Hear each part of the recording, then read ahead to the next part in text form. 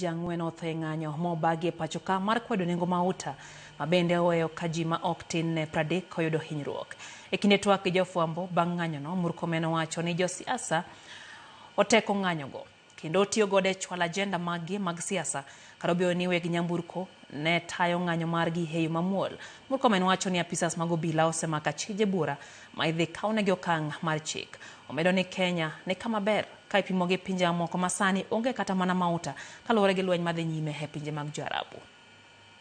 Looting, violence, blocking roads and vandalizing public and private property can in no way bring down the oil prices. The government, led by the National Treasury and the Ministries of Energy and Transport, are taking steps to engage with transport stakeholders to explore the ways of addressing price increases, the looting of Getia supermarkets owned by a member of parliament who supports government, the burning down of UDA offices in Wote in Makueni County, and the torching of 2 trucks at the site of Rironi Mau Summit flagship project are not coincidence.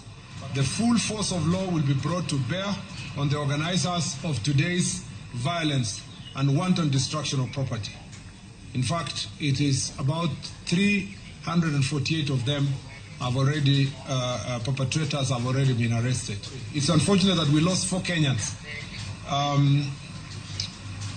in today's violence, which also saw more than 30 people injured.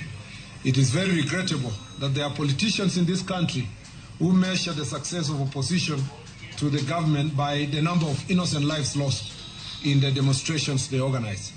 This is the lowest form of politics and the most wicked manifestations of self-interest. To the leaders who have been profiling Kenyans of different political opinion and calling them traitors, we shall hold you personally responsible for the lives lost and property destroyed as a result of your statements. You will be answerable now and in the future.